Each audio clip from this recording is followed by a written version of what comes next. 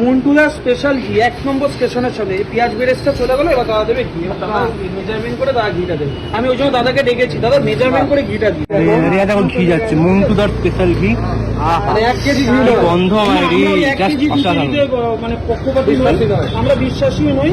আমরা ঘি খাইয়ে মানুষকে মারবো না, আমরা বিরিয়ানি খাইয়ে মানুষকে খুশি করবো। এক একটা পেল্লাই পিস বেরোচ্ছে দেখছো, সব 150 গ্রামের পিস থাকছে কিন্তু এখানে।